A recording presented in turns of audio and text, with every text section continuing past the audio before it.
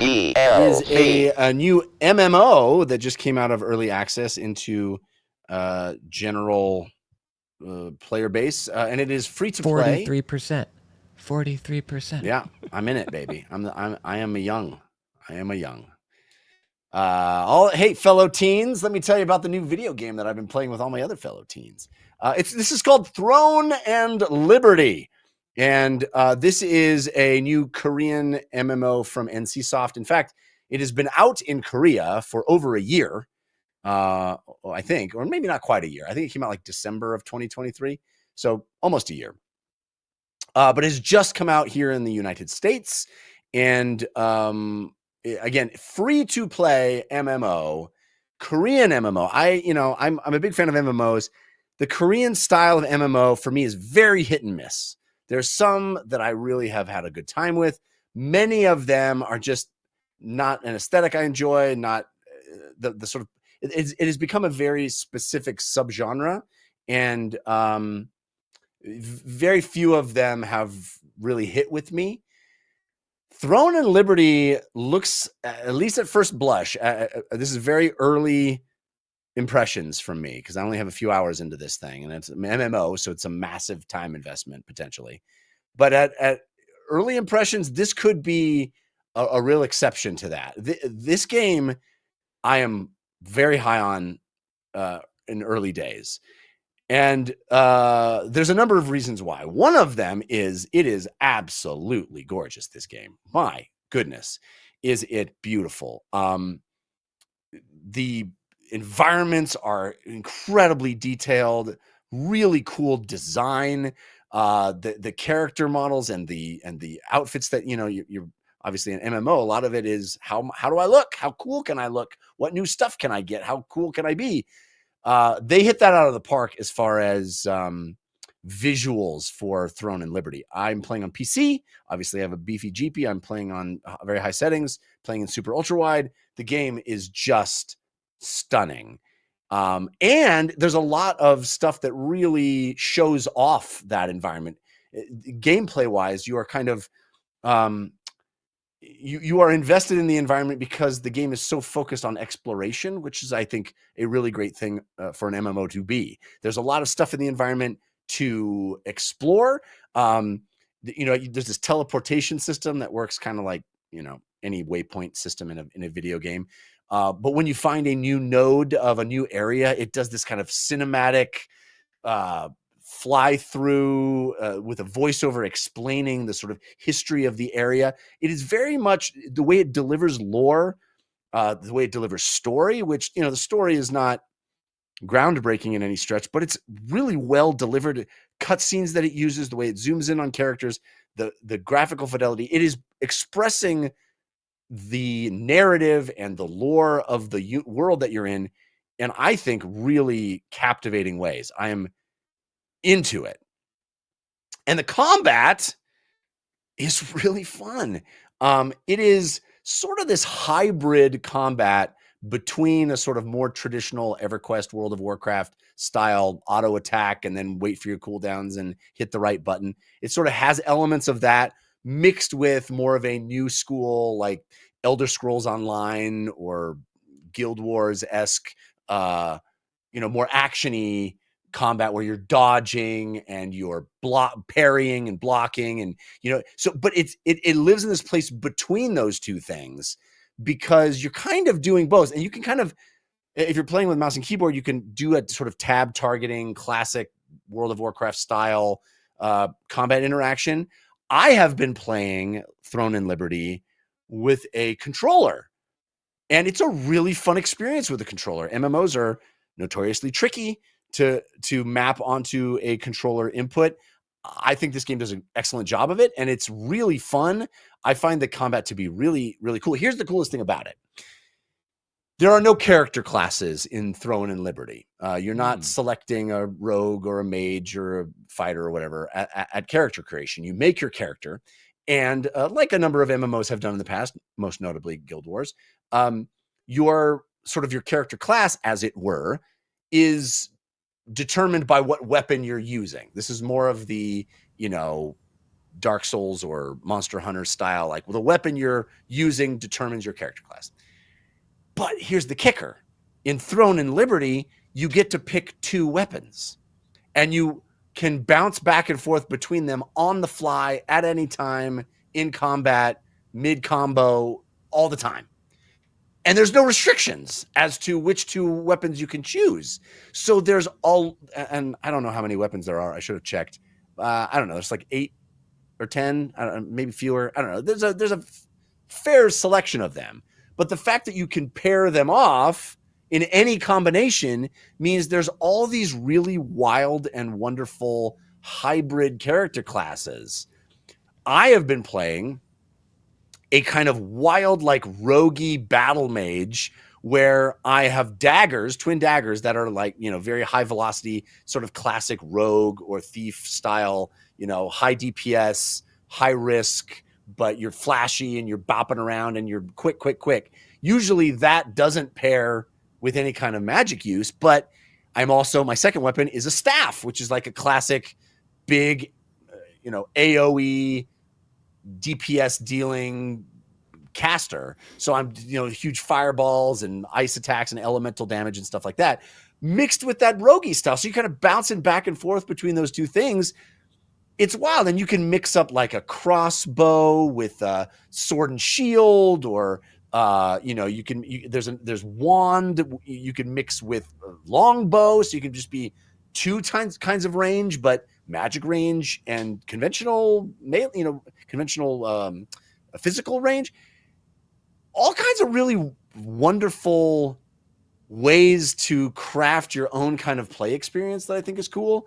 And I find it to be pretty darn fun, bouncing back and forth between those.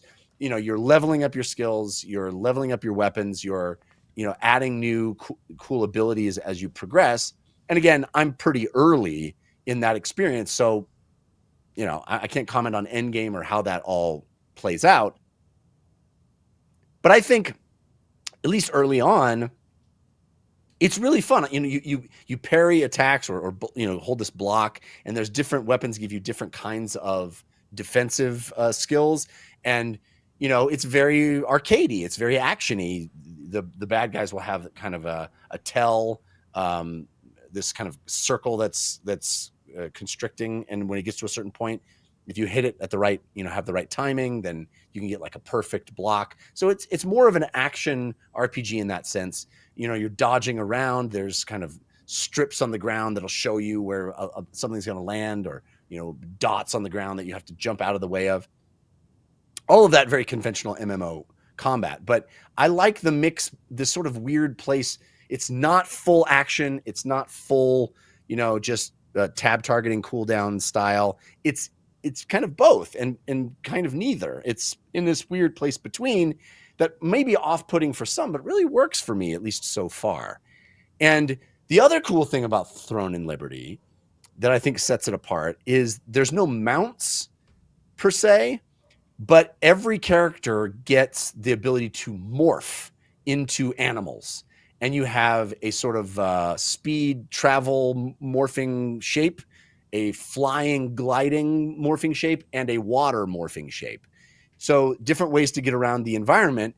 Add to that, you also have this kind of grappling hook where you have specific nodes that you can find in the world that let you grapple to locations. And part of that is that emphasis on exploration that I think the game does really well, where you find things in the world that give you bonuses and help you level up. And so it's fun kind of grappling to a spot and finding things. It's kind of got a little bit of platforming-esque stuff like that. And the world is so beautiful and so interesting, and there's really cool stuff and awesome voiceover all the time. And it's, man, I have a lot to like about Throne and Liberty. I did not see this game coming. I did not anticipate being drawn into it the way I have, especially with a new WoW expansion that I haven't even touched. But Throne and Liberty for a free-to-play MMO is very impressive. Now, How does it reach into your pocket? I knew you were going to ask, and that's, of course, the question for any free-to-play, because generally free-to-play is anything but, right? Now, you're morphing into animals. So of course you can purchase different morph forms. And of course, there's some really awesome ones that look really cool. And all it takes is 10 US dollars or 5 US dollars or whatever it is. So, but that falls in the category of cosmetics. And you kind of can't fault games like this for relying on cosmetic, monetization. Like that's the good version of this. Is there a bad version in Throne and Liberty? Yes. There's also, do you want to level up a little faster? Do you want to get these things? It's not quite a real money auction house, but it kind of effectively is, because you can grind and get a really cool weapon and then sell it for fake money that can be purchased with real money.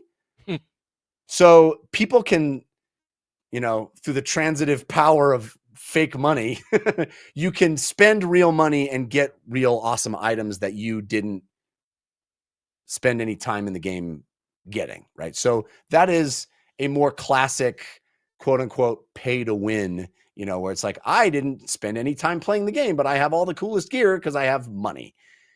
So that may turn some folks off. I can ignore all of that. I have the ability to be able to ignore all of that. Now, having said that, a major focus of Throne and Liberty, especially in the end game, which again, I have not gotten to, is this like guild versus guild combat and these sort of big, large scale PvP things and stuff. So it may be more pronounced at that point that, oh, somebody has the cool stuff and I don't have the cool stuff, and all they had to do was spend their money to get it. And that may end up being frustrating. But for now, in the leveling process, which to be honest is the thing that I enjoy most out of MMOs anyway, I play some end game in some MMOs, but it doesn't tend to be the thing that I'm going there for. The thing I'm going there for is the leveling process, moving through the world, seeing new things, getting new skills, leveling up and having a great time. For that, so far, I will say Throne and Liberty, I can pretty well ignore all of its hooks, but it is a free-to-play game, and the hooks are there. Jeff, I got a question for you. You're talking Sure. about the weapons, and you said you can carry two different weapons at one time in any combination. Are Mm-hmm. you married to those two weapons for that character, or are you ever able to swap them out and try a different combination? It's the answer to that is kind of complex. It's a yes with a but or no with an and. Um, the truth is you are able to swap out your weapons at any time. The rub is that part of the cool exploration-y part of the game is you find these books, and many of them are quest rewards that you're going through the campaign. So as you're leveling up, you're getting these cool books, and the books level up your weapons. So once you've sort of started investing those books into your weapons, you're more and more committed to the weapon, because while it is possible when you reach level cap at 50 to like switch up your weapons and start completely new weapons, well, now you're on the hook to like find those books, and you don't have the benefit of going through the campaign again because you're already through the campaign and getting those as quest rewards. So now you're like just trying to find them in the world, and it's much more cumbersome and much more tedious. And so, yes, you could swap your weapons on a high level character at the end, but there's not really like a respec the books I already spent option Okay. when you're past like level 10. So it gives you like a buffer where you can experiment and try different weapons and see what you like. But once you get past a certain point, it's kind of harder to swap things up. I don't have a huge problem with that. I know some folks are addicted to alts and want to, do it that way. It's kind of not friendly to that kind of play style, I think, as other MMOs might be. But it does give you a little leeway at the beginning. And you start with a version of all the weapons. Like you just create a character, and that character has like the basic starting weapon for all the weapons. So just kind of like how Monster Hunter is, where it's like, which one do you want? Try them all. Pick which one you want, So that's how that works. My other question is I'm noticing that this is also on console. Do you Yeah. have any idea if there's any cross play available? Because like my buddy plays on PS5 and I play on Xbox. Can we play together? I don't know the answer to that. I think there is crossplay actually, but I'm Okay. not. Don't quote me on that. But yeah, I have not played it on PS5. I know it's available on PS5. I will tell you, as somebody who's playing it on PC with a controller, I suspect it works real well on console because the controller integration does not feel like an afterthought. It feels like a core way to play the game. And like I said, I've been playing it with controller, and I really enjoy it like that. I think it's pretty excellent as a controller game.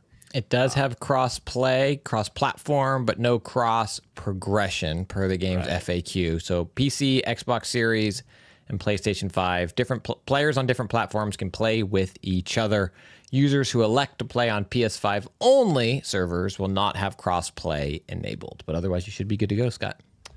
Thank you for looking that up, Christian. I appreciate it. But yeah, and again, anyway, this is called Throne and Liberty. And it was just released here in the United States, and it is free to play. So I gotta say, it has a really excellent first impression on me.